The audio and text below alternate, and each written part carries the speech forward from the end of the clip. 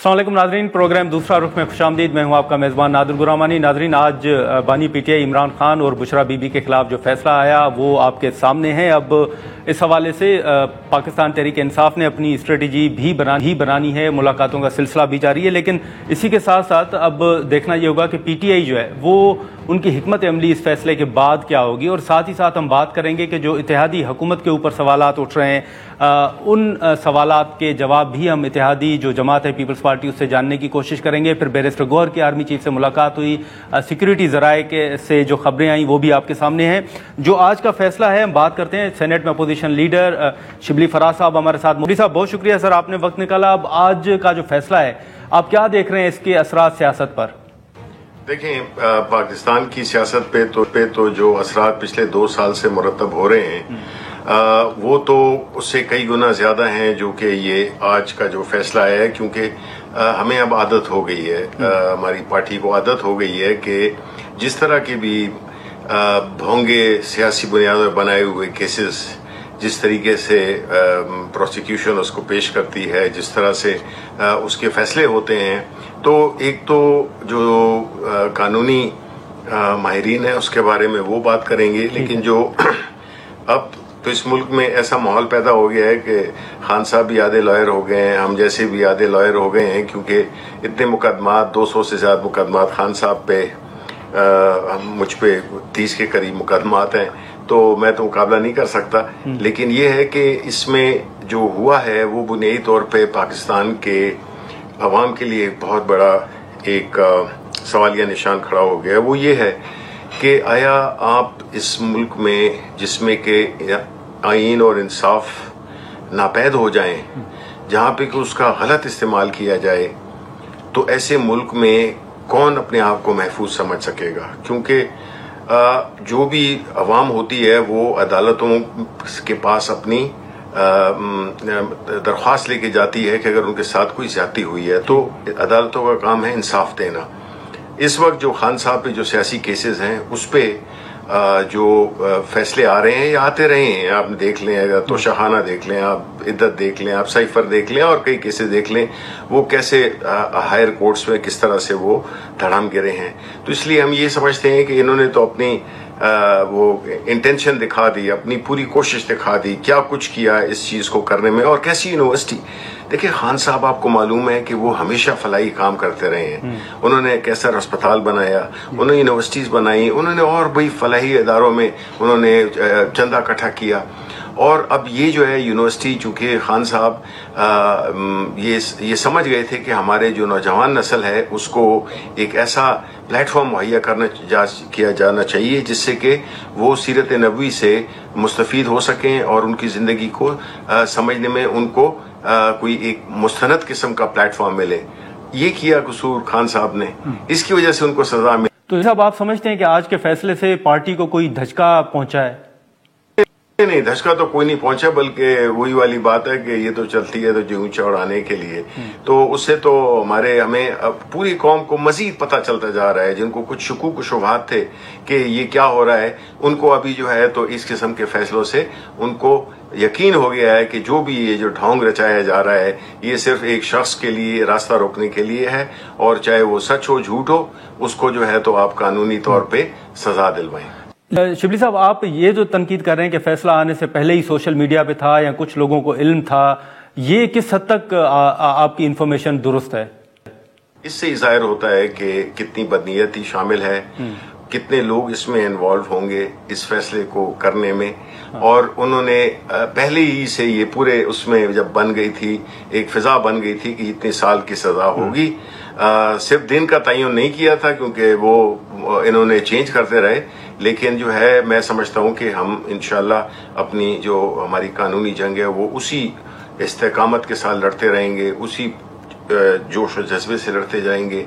हमारी जो मज़ाहमती तहरीक है वो भी अपना इंशाल्लाह वो अपना चलेगी, और साथ ही साथ में जो मज़ाकराती अमल है उसको भी हम हर काम संजीदगी से कर रहे हैं। और हम समझते हैं कि अगर इस मुल्क को हमने इस खड्डे से निकालना है जो कि इन्होंने ये पिछले 3 साल में है तो 50 साल से, लेकिन जो पिछले 3 सालों में इन्होंने किया है उसकी कोई नज़ीर नहीं मिलती है कि एक मुल्क को आप कितने कम अरसे में आप उसको इतना नीचे ला सकते हैं।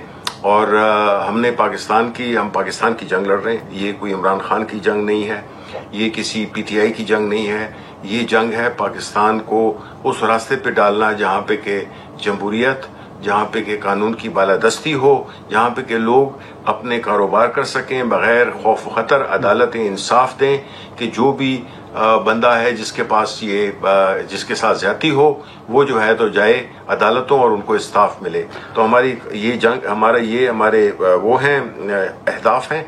और इंशाल्लाह मुस्तकिल जद्दोजहद से हम इंशाल्लाह अल्लाह की उसके मुताबिक, क्योंकि हमारी नीयतें ठीक हैं, हमारा मकसद बिल्कुल इक़्तिदार नहीं है, हमारा मकसद बिल्कुल कोई ऐसा माहौल नहीं है जिसमें तो अगर आप दुरुस्त है तो फिर क्या आप चीफ जस्टिस ऑफ पाकिस्तान से ये डिमांड करते हैं कि वो इस मामले का नोटिस लें कि अदालती फैसले पर सवालात उठ रहे हैं कि वो पहले ही अनाउंस होने से पहले ही वो सोशल मीडिया पर लोगों को कैसे इल्म हुआ कि कितनी सजा आनी है या क्या होना है? ये तो नोटिस जरूर लेना चाहिए, क्योंकि जब बिल्कुल ऐसी है जो इम्तिहान से पहले पेपर आउट हो जाए तो ये तो फिर सवालात उठते हैं और फिर उसकी तहकीक भी होनी चाहिए कि ये कैसे हुआ।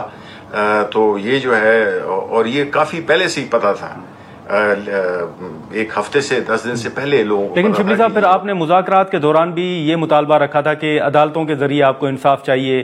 फिर अब आप समझते हैं कि ये जो फैसला था वही आपके तहफ़्फ़ुज़ात बरकरार हैं कि अदालतों के ऊपर कोई दबाव है? देखिए बात यह है कि माहौल तो इन्होंने खराब किया है, लेकिन हम जिस तरह हमने कहा कि हम हर चीज को बड़ी संजीदगी के साथ करते हैं। और ये अच्छा है, हमने कल अपनी जो भी हमारी गुजारिशात हैं वो हमने राइटिंग में दे दी। इनको बड़ा शौक था, अब हमने राइटिंग में दे दिए हैं। तो अब इन पे डिपेंड करता है कि ये मुज़ाकरात आया कामयाबी की तरफ जाते हैं या नाकामी की तरफ जाते हैं। दोनों सूरतों में का क्रेडिट इन्हीं के। लेकिन शिबली साहब, ये बैरिस्टर गौहर साहब की जो मुलाकात हुई आर्मी चीफ के साथ, उससे आप लोग ला इल्म थे, फिर बाद में बैरिस्टर गौहर ने तस्दीक भी कर दी। क्या पार्टी को एतमाद में नहीं लिया था बैरिस्टर गौहर साहब ने? ये बात तो ये है कि ये हर शख्स का हक है कि वो किस वक्त किसी खास और स्पेशली सियासी मामलात में या ऐसे सेंसिटिव मसाइल पे जब भी वो उसका इजहार करना चाहे तो वो उसका ये प्रेरोगेटिव है। ठीक है। बाकी ये चीज कि जी कौन मिला कौन नहीं मिला, खान साहब, असल तो ये है ना कि खान साहब के इंफॉर्मेशन में ये बात आई थी और उन्होंने उसका कल अपने कमेंट्स दिए हैं जो कि आपके सबके सामने है। साहब, आप समझते हैं कि जो ताकतवर हल्के हैं उनको भी ऑन बोर्ड लेना चाहिए मुज़ाकरात में ताकि मामलात आगे बढ़े? पाकिस्तान किसी एक खास तबके का नहीं है, बना दिया गया है ये जो अशराफिया है, लेकिन अगर तो पाकिस्तान की खैरख्वाही चाहते हैं तो हर शख्स ने अपना हिस्सा डालना है, हर शख्स ने, हर इदारे ने अपना हिस्सा डालना है। शिबली साहब, बहुत शुक्रिया, आपने वक्त निकाला। नाज़रीन, अपोजिशन लीडर शिबली फराज साहब की गुफ्तगू आपने सुनी। हम यहाँ पर एक शॉर्ट ब्रेक लेते हैं और ब्रेक के बाद जो इत्तेहादी जमात है वफा की हुकूमत की, उनके सीनियर रहनुमा पाकिस्तान पीपल्स पार्टी के सैयद खुर्शीद अहमद शाह साहब हमें ज्वाइन करेंगे।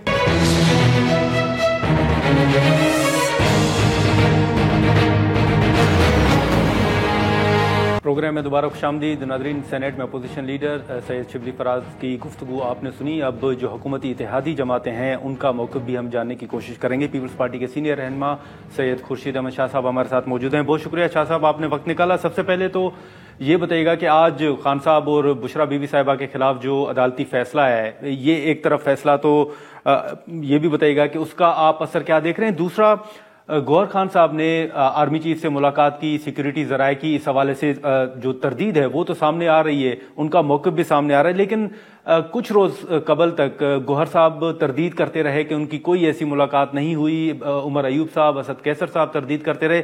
अब इस मुलाकात का आप क्या देख रहे हैं, असर क्या देख रहे हैं, और ये ओवरऑल आपको सूरत हाल क्या नजर आ रही है? सियासतदान, पहली बात तो जो रियल सियासतदान होता है वो झूठ नहीं बोलता कौम के सामने।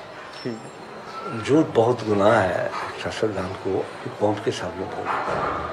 जो झूठ बोलेगा वो वफादारी क्या करेगा? आर्मी चीफ जो है मुल्क के सुपर सालार है।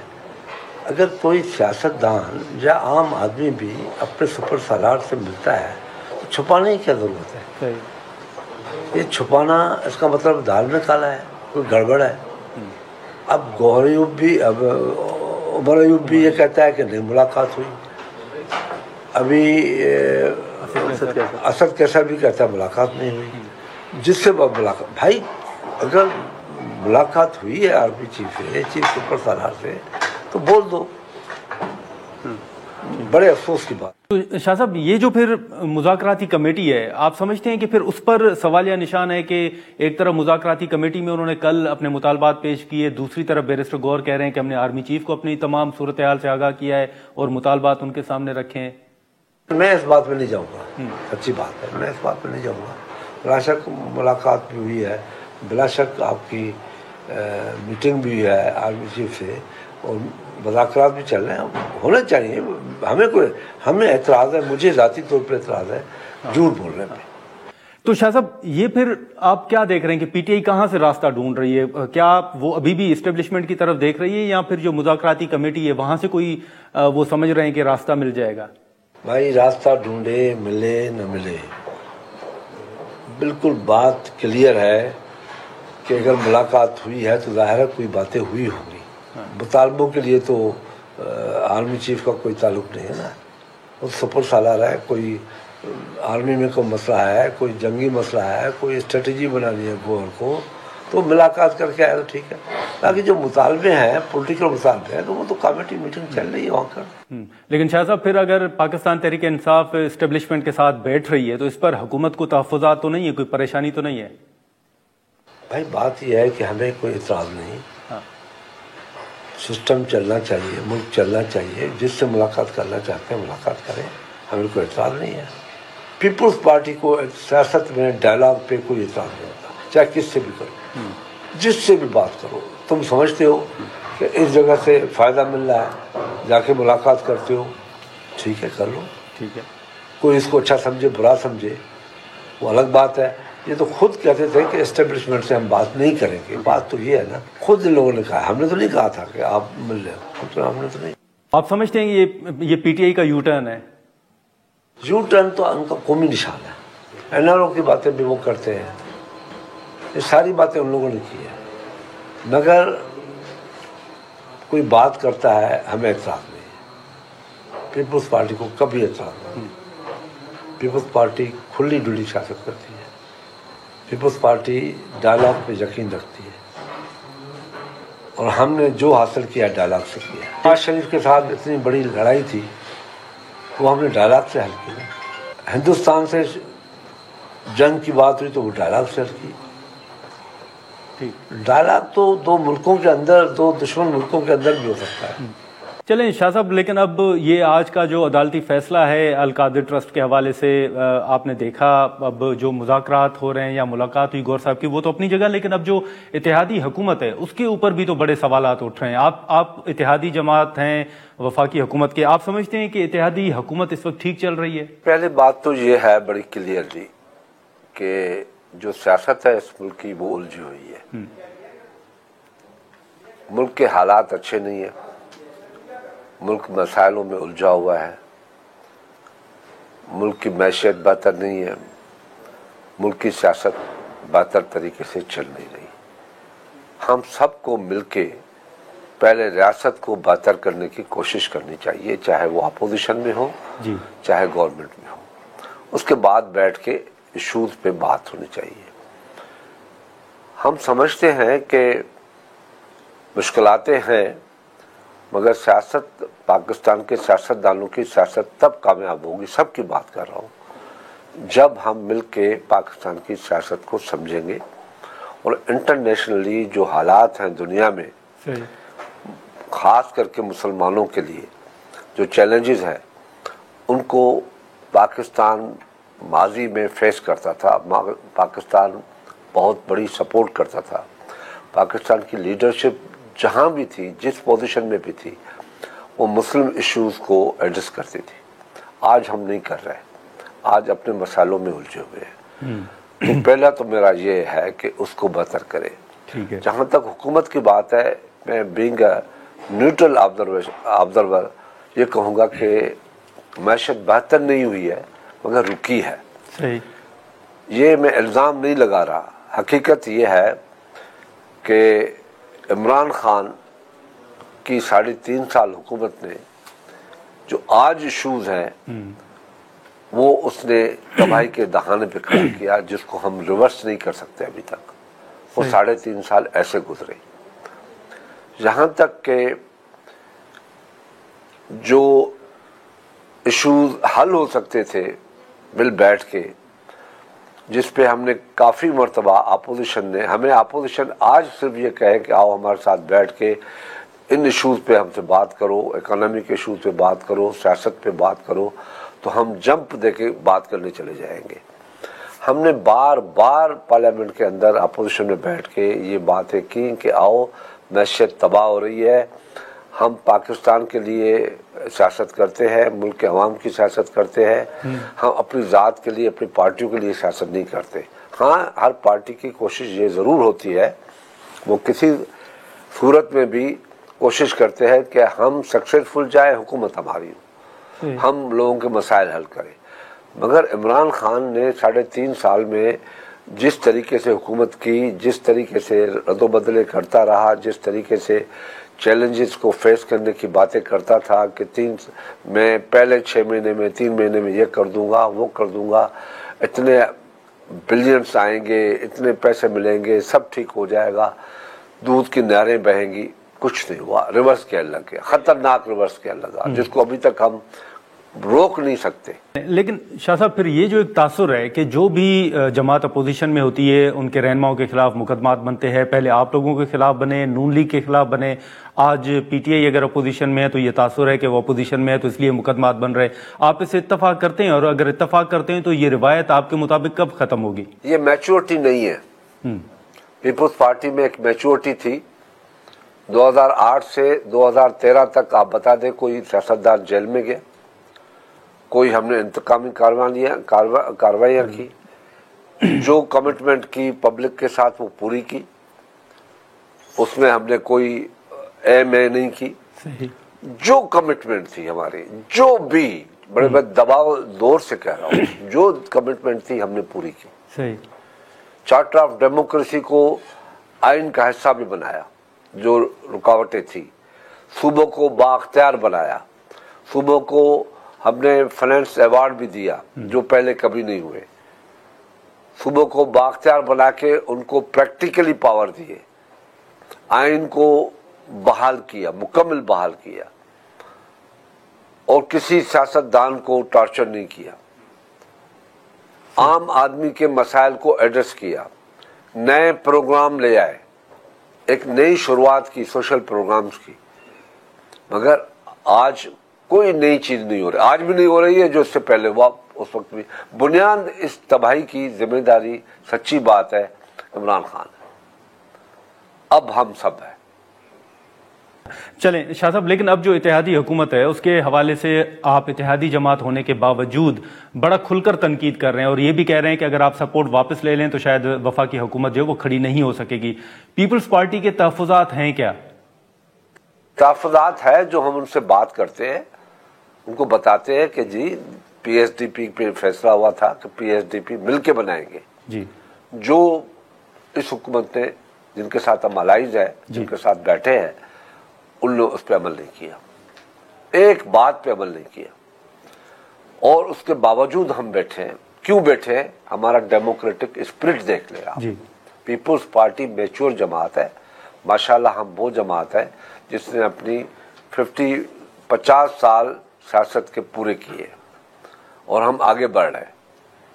उस मैच्योरिटी को सामने रखते हुए, अपनी लीडरशिप जुल्फ़िकार अली भुट्टो, बेनज़ीर भुट्टो की सियासत को सामने रखते हुए, चार्टर ऑफ डेमोक्रेसी को सामने रखते हुए, हम बुरी में बुरी जमहूरियत को अच्छी से अच्छी आमरीत वाले स्लोगन पे अमल दरामद है। और अभी भी हम उनसे कहते हैं कि खुदा के वास्ते बैठे इमैच्योरिटी न दिखाएं।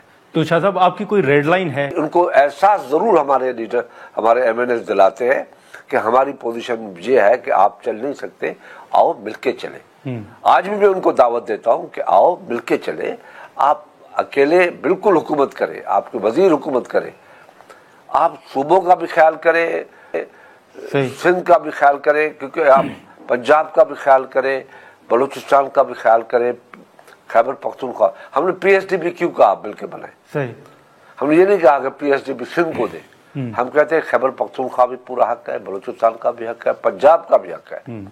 पानी के इशू है, हमें बैठने चाहिए, क्या इशूज है, हमें ब्रीफिंग देनी चाहिए कि पानी का जो सिंध में इशू उठा है, खैबर पख्तूनख्वा में इशू उठ रहा है, बलूचिस्तान में इशू उठ रहा है, तो उस पर आओ, हमें ब्रीफिंग तो दो, है क्या? नहीं शाह साहब, फिर ये भी तो एक सवाल उठता है ना कि आप हुकूमत के हवाले से तहफ़्फ़ुज़ात का इजहार कर रहे हैं, कह भी रहे हैं कि सपोर्ट वापस लें तो हुकूमत नहीं खड़ी हो सकेगी, मुख्तलिफ तहफ़्फ़ुज़ात हैं आपके, फिर उसके बावजूद आप हुकूमत का हिस्सा भी हैं, तो क्या कोई मजबूरियां हैं, किसी दबाव के तहत आप हुकूमत को सपोर्ट कर रहे हैं? मैंने जो कहा कि हमने कहा था कि पीएसडीपी मिलकर बनाए, जो इशूज है मिलके बैठ के एडजस्ट करें, सब पे एक साथ हूँ। जब ये इशूज हमारे सेट हो जाएंगे तो बाद में हम सोच भी सकते हैं। अच्छा, तो शाह साहब, लेकिन फिर ये भी तो एक चीज़ है ना कि आप फैसला कब करेंगे, और दूसरा, अगर आप हुकूमत में रहते हैं और इन तमाम तहफ़्फ़ुज़ात अगर आपके हल नहीं भी होते और कल अगर आप इलेक्शन में जाते हैं तो फिर सवालात तो आपके ऊपर होंगे, बोझ तो आप पे पड़ रहा है जो भी कानून साजी हो रही है, तो किस नैरेटिव से फिर जाएंगे? देखें, पाकिस्तान में जब भी इलेक्शंस हुए हैं नैरेटिव तो आता है, देना पड़ता है, मैनिफेस्टो देना पड़ता है। हम अपना मैनिफेस्टो देंगे, और पीपुल्स पार्टी बड़ी चैलेंज के साथ कहती है, चाहे वो 70 हो चाहे 2008 हो, हम जब भी आए एक मैनिफेस्टो लेके आए, उस पर अमल किया है। अब मजीद अवाम की मर्जी है कि वो कुएं में जंप देते हैं, तबाही अपनी खुद बर्बादी खुद करते हैं, ठीक है, जज्बात में फैसले करते हैं, तो उनकी मर्जी है। लेकिन शायद समझते हैं कि इस वक्त अगर आप मुस्लिम लीग नून को खासतौर पर पंजाब में देख लें तो वहां पर आपके बड़े तहफ़्फ़ुज़ात हैं, यहाँ पीपल्स पार्टी की वो पोजीशन नहीं है जो माजी में रही है। आप समझते हैं कि मुस्लिम लीग नून को सपोर्ट करके पीपल्स पार्टी ने अपना सियासी नुकसान किया है? हम बहुत बड़ी कुर्बानियां देके पाकिस्तान की जमहूरियत को चलाना चाहते हैं, बहुत बड़ी कुर्बानियां, और अपनी सियासत की कुर्बानियां भी दे रहे हैं, मगर कब तक? अभी पाकिस्तान सबसे पहले अजीज है जी, और पाकिस्तान चाहता है कि पाकिस्तान में एक मैच्योर पॉलिटिक्स होनी चाहिए, एक सेंसिबल पॉलिटिक्स होनी चाहिए, एक रियलाइजेशन वाली पॉलिटिक्स होनी चाहिए, और सबसे बढ़कर आवाम के मसाइल को सॉल्व करने वाला, मसला सॉल्व कौन करता है, वो पार्टी है। जब अगर इजाजत दें तो यहाँ पर एक शॉर्ट ब्रेक लेते हैं नाजरीन, और ब्रेक के बाद शाह साहब हमारे साथ मौजूद हैं। हम मजीद जो अहम सवालात हैं वो शाह साहब के सामने रखते हैं।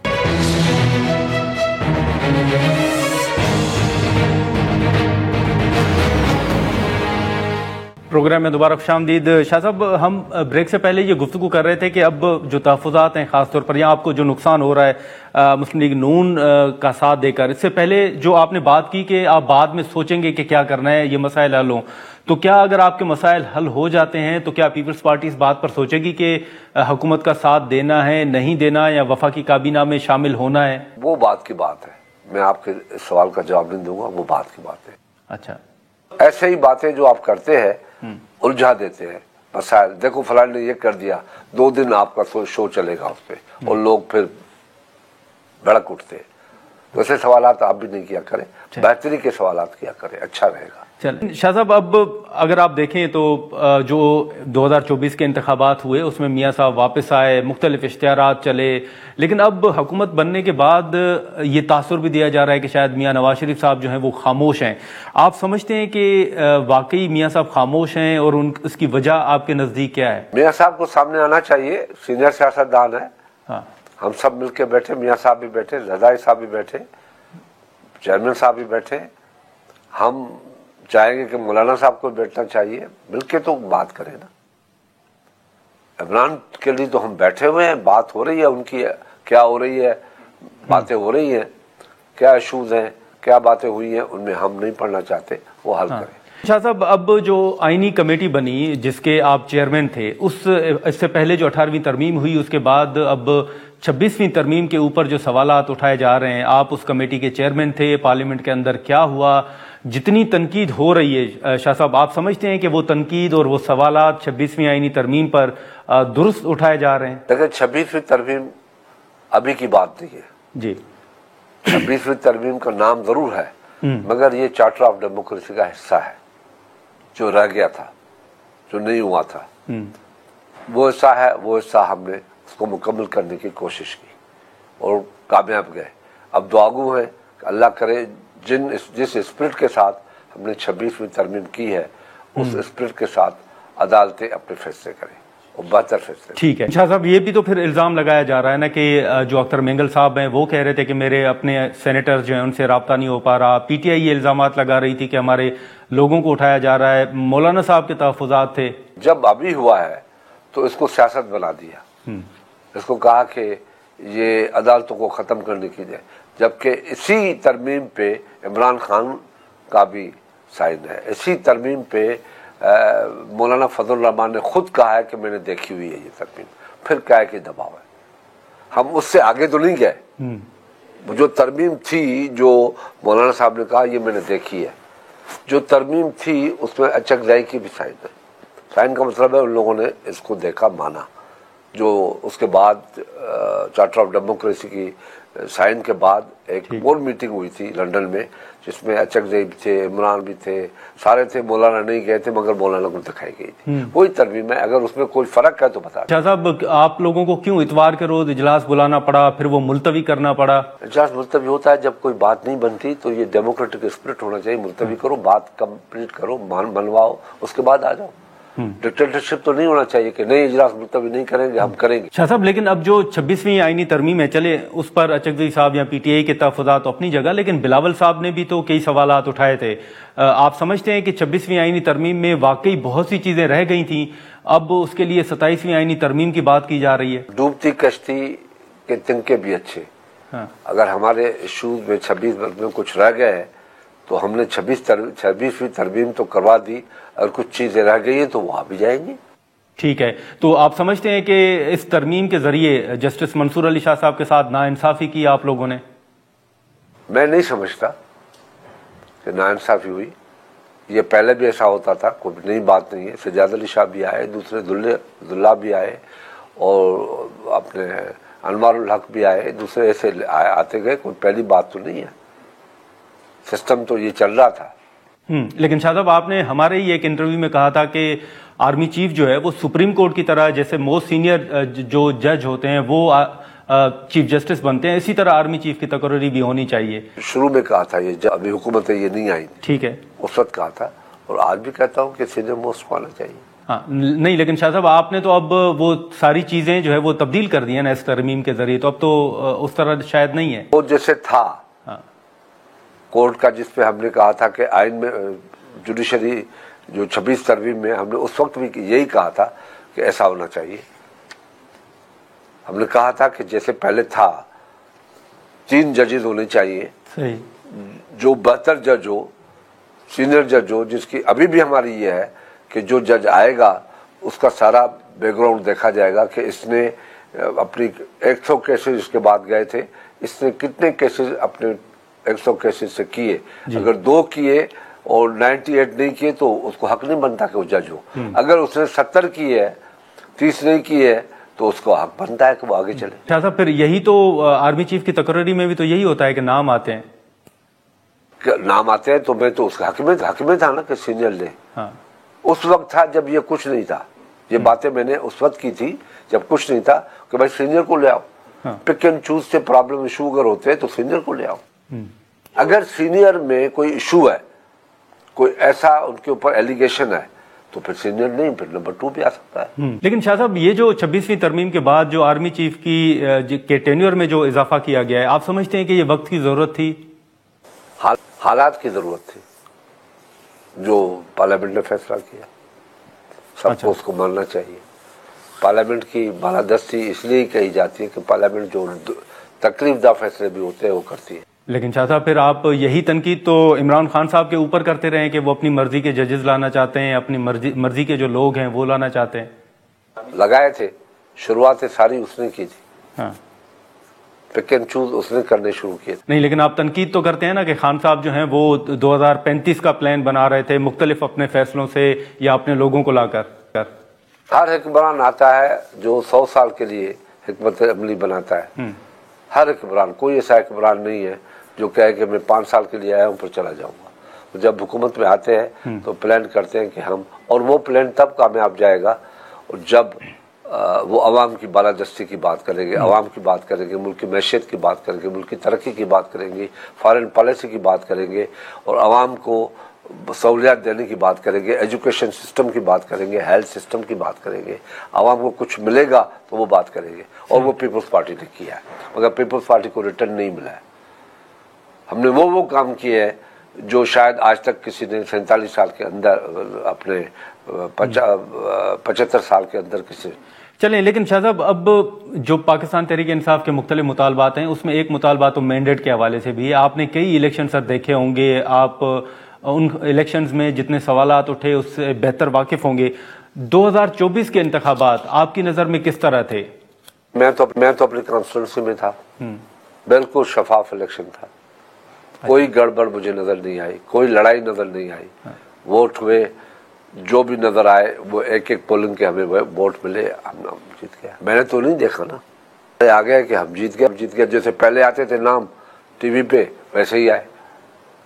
मैं तो अपने आप को देखा मुझसे बेईमानी हुई या नहीं हुई। मुझे अगर बिठा दे, कागजात सामने आ जाए तो मैं बिल्कुल आपको बता दूंगा कि यहाँ गड़बड़ हुई है। तो शाह साहब, ये जो पीटीआई बात कर रही है फॉर्म 47 की, इस बात को आप किस तरह देख रहे हैं? ये बुनियाद पीटीआई ने डाला। अच्छा, धांधली का कि मैं खुदा के वास्ते, मुझे 2018 में 2013 में भी हुआ कोशिश कि मुझे हुकूमत दी जाए, नहीं मिली। 35 सीटें देंगे आपको, ये सुने आवाजें आई। फिर 18 में नीचे बैठ गए कि आप हमें हुकूमत, वो भी आपको पता है वो किस तरीके से, कितने पंचर लगे। ये बुनियाद डाली ना। 2008 की इलेक्शन आपकी साफ और शफाफ हुई, नजर आई, किसी ने चीख पुकार नहीं की। 4-5 सीटों पे कोई गड़बड़ हुई तो उनके केसेस हुए, मगर ये रवाज किसने डाला? पाकिस्तान की तारीख में कभी पुरअमन डिलीवरेंस हुई है? पहले कभी इक़्तिदार दिया गया है? हमने वो रवायत डाली, पीपल्स पार्टी ने। लोग नहीं देते, अप्रिशिएट नहीं करते लोग। बड़े अफसोस की बात है पाकिस्तान के 24-25 करोड़ आवाम से मैं कहता हूँ, आपकी बड़े अफसोस की बात है आवाम नौजवानों की, कि पीपल्स पार्टी ने डेमोक्रेसी को बहाली के लिए बहुत कुछ किया है। हमें कितनी सीटें मिली? कुछ नहीं मिला हमें, मगर हमने ये नहीं कहा कि धांधली हमसे हो गई, हम इक़्तिदार नहीं देंगे। हमने बड़े पुरअमन तरीके से, प्राइम मिनिस्टर आया, पहली मरतबा प्राइम मिनिस्टर झंडा उतार के चला गया, दूसरा झंडा लगा के आ गया। पाकिस्तान की हिस्ट्री में नहीं हुआ है, हम वो ही चाहते हैं। तो शायद आप बात कर रहे हैं कि ये बुनियाद धांधली की पाकिस्तान तहरीक इंसाफ ने डाली, तो उस बुनियाद की का असर आपने 2024 के इंतखाबात में भी देखा? होगा ना, टिट फॉर टिट है। होगा, होगा। लेकिन आप अब ऐवान के अंदर पीटीआई के कई अराकीन सर आप लोगों के साथ बैठते हैं, कहीं ना कहीं आप समझते हैं कि वो बात करते हैं या कहीं ना कहीं उनके साथ कोई नाइंसाफी हुई है? जब करोगे तो भुगतोगे। अब अगर हुआ है तो उनको भुगतना चाहिए। क्यों किया? क्यों बैठ गए? किसके पाँव में बैठ गए? किसके पाँव में बैठ गए? आप मुझे सवाल जैसे आप कर रहे हैं, मैं कहता हूं कि पीटीआई किसी के पाँव में बैठ गई, किसी का केस लड़ रही है। कौन था जो उनको लेके आना चाहता था? क्या जो पीटीआई के खिलाफ हमारा वोट ऑफ नो कॉन्फिडेंस हुआ, ठीक नहीं हुआ? उसमें कोई गड़बड़ थी? उसमें वोटों में गड़बड़ थी, जो हम जाती तौर पे, मैं उसके हक में आज भी नहीं हूं कि वो वोट ऑफ नो कॉन्फिडेंस नहीं होता। उसको कहते हैं कि लंगड़े को भगा के देखो कहां तक पहुंचता है। वो हमें इनको इक़्तिदार पूरा देना था, और 4 सीटें भी इमरान खान नहीं लेता। इतना नाकाम तरीन सियासतदान था और है। नाज़रीन, यहाँ पर एक शॉर्ट ब्रेक लेते हैं और ब्रेक के बाद यहीं से गुफ्तगू को आगे बढ़ाते हैं।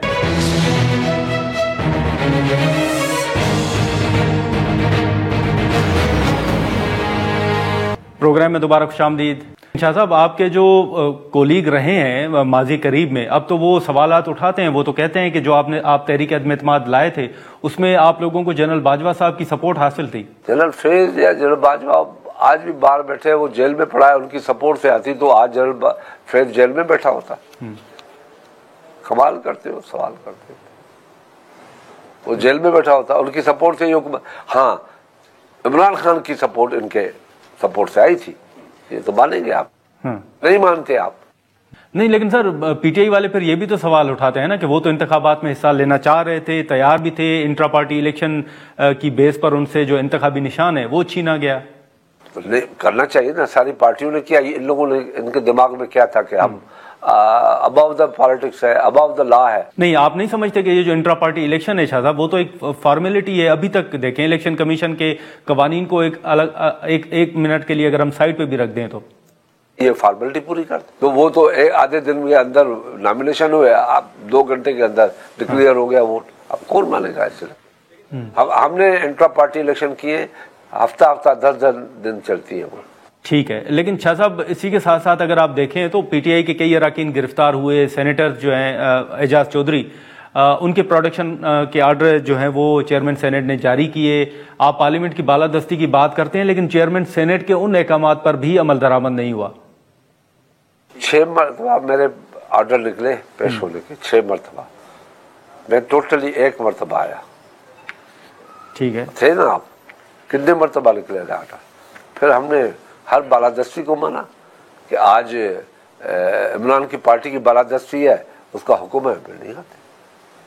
कौन सा कसूर था मेरा? कौन सी करप्शन की? कोई मैंने 36 साल से हुकूमतों में रहा हूँ। एक तो मेरी करप्शन निकाल के लाया कि इस अदारे में आपने करप्शन की है, तो मैं सियासत से तो रिटायर्ड हो जाऊंगा, मेरी फैमिली भी रिटायर्ड हो जाएगी, और मैं जो हुक्म होगा मानने के लिए तैयार हूँ, क्योंकि करप्शन को मैं बड़ी बेगलती समझता हूँ। ये भी तो है, आपके साथ अगर गलत हुआ तो फिर कोई कवानीन होने चाहिए ताकि आगे जो है वो इस तरह ना हो, कोई बेहतरी हो। बिल्कुल होना चाहिए, मेरिट पे होना चाहिए, सियासत पे नहीं होना चाहिए। मेरिट पे होना चाहिए, बिल्कुल होना चाहिए, क्यों नहीं होना चाहिए? जब आप इंतकाम की पॉलिसी पे अमल करते हुए सियासत करेंगे तो उसको कौन मानेगा? तो ये तो नहीं होगा ना। आप कहेंगे कि हम सियासत कर रहे हैं, खुर्शीद शाह को अपनी जेल में डाल दिया, करप्शन की है, 500 अरब। मैंने तो उस वक्त कहा था कि 499 अरब आप ले लो, 1 अरब मुझे दे दो। करप्शन तो आप कभी भी देख ले, कि घर से देख ले कि जो मेरी कॉन्स्टिट्यूंसी है, मैंने कम से कम नहीं तो 10 से 15 अरब की प्रॉपर्टियां गवर्नमेंट की सेव करके वो गवर्नमेंट को दी है। तो शाह साहब, अब मौलाना फजल रहमान साहब जो हैं वो भी आप लोगों के ऊपर तनकीद कर रहे हैं कि आपने अपनी हुकूमत की वजह से सिर्फ जो आइन और जो जमहूरी उसूल हैं उन पर आप लोगों ने समझौता किया है। मुख्तलिफ सवालात उठाए जा रहे हैं। इस वक्त जो हुकूमत चल रही है, आप समझते हैं कि इस्टेब्लिशमेंट की कोई मुदाखलत है? देखिए, जब आप कमजोर होंगे तो मुदाखलतें होंगी। आप कमजोर न हो, सब हम एक हो जाए, मजबूत हो जाए, सियासत को सियासत समझे और सियासी फैसले करें, तो आपको कोई कमजोर नहीं कर सकता। जब आप सियासी फैसले करने छोड़ देंगे, लड़ाइयाँ होंगी, मैं न मानूं की बात होगी, मैं नहीं छोड़ूंगा, तो फिर तो सही होगा। मगर आप अगर सियासत को सियासत तौर पे, आईनी तौर पे, कानूनी तौर पे चलाएंगे और मिलकर चलाएंगे, एक दूसरे की टांगे नहीं खींचेंगे, तो आपको कोई कमजोर नहीं कर सकता। लेकिन शाह साहब, जो पहले भी आपसे एक सवाल किया कि मियाँ साहब की खामोशी की वजह आप क्या देख रहे हैं? मियाँ साहब ज्यादातर खामोशी होते हैं। हाँ। आज नहीं है, हमेशा क्राइसिस में भी थे तो खामोश होते थे, देखते रहते थे उधर उधर। हाँ। ये तो अपोजिशन थी, जो डेमोक्रेटिक अपोजिशन थी, वो आगे आ गई। सेव द पार्लियामेंट, हमने सेव किया, पार्लियामेंट को बचाया, उसमें सब हम थे। हमने मियाँ साहब को नहीं बचाया, हमने पार्लियामेंट को बचाया और बचा के दिखाया भी, और फिर इक़्तिदार भी हमने हवाले किया कि पीपल्स पार्टी जो है क्रेजी नहीं है गवर्नमेंट के लिए, इक़्तिदार के लिए, कि हमें वज़रातें मिलनी चाहिए, हमें हुकूमत मिलनी चाहिए, हमारा डंडा चलना चाहिए, हम सब कुछ हम करें। हम चाहते हैं कि वो कुछ करो जो पाकिस्तान के हक में। पाकिस्तान को जो कुछ आज मिला हुआ है, आज हाथ में है, वो पीपल्स पार्टी ने किया है। पाकिस्तान को पहला आइन पीपल्स पार्टी ने दिया। तो आप समझते हैं कि मियाँ साहब जो मौजूदा सेटअप है उससे खुश नहीं है, जैसे मुस्लिम लीग नून के कुछ रहनुमा बात कर रहे हैं? देखें, वो खुश है या नहीं खुश है, उसकी बेटी है। हाँ। मैं गहराई में नहीं जाता, मैं तनकीद नहीं करता, उसकी बेटी है। तो उनके वजीरों से, उनके एमएनए से हम सुनते हैं कि उनकी पोजीशन पंजाब में क्या है। अच्छा। वो बड़े परेशान है पंजाब की हुकूमत से, अपने उनके, हमारे नहीं, हमें तो वैसे ही नहीं कुछ होता, हम तो वैसे ही प्रॉब्लम्स में हैं पंजाब में, मगर हम चल रहे हैं, बर्दाश्त करके चल रहे हैं। वो पता नहीं, उनसे पूछे कि उनसे चीफ मिनिस्टर मिलने के लिए तैयार नहीं। वो कहते हैं कि भाई हम चीफ मिनिस्टर से मिल नहीं सके हैं आज तक। मुझे तो किसी वजीरों ने भी बताया कि हमारी मुलाकात भी नहीं हो सकती। अच्छा, तो शाह साहब सवाल कि आपको लगता है कि ये जो इत्तेहादी हुकूमत है ये चल सकेगी? दुआ कर। हमने तो आपको पहली बात मैंने कहा 72 आमरीत से बदतरीन डेमोक्रेसी अच्छी है। हम उस स्लोगन पे चल रहे हैं कि अल्लाह करे कहीं एक सूरज की किरण नजर आ जाए पाकिस्तान के अंदर, जमहूरी सियासी पार्लियामेंट्री गवर्नमेंट हो, ब्यूरोक्रेसी का अपना काम हो, एस्टेब्लिशमेंट का अपना काम हो, सियासतदान का अपना काम हो, मीडिया का अपना काम हो, पार्लियामेंट का अपना काम हो, और पाकिस्तान जिंदाबाद। बहुत शुक्रिया, आपने वक्त निकाला। नाज़रीन, खुर्शीद शाह साहब की गुफ्तगू आपने सुनी। अब देखें कि जो फैसला है और जो मुज़ाकरात का सिलसिला जारी है, जिसमें पाकिस्तान तहरीक इंसाफ ने 7 रोज़ की मोहलत दी है हुकूमत को जुडिशल कमीशन तश्कील देने के हवाले से, उस हवाले से क्या डेवलपमेंट सामने आती है, हुकूमत की तरफ से क्या जवाब दिया जाता है। आज के प्रोग्राम में इतना ही, इजाज़त दीजिए, अल्लाह हाफिज़।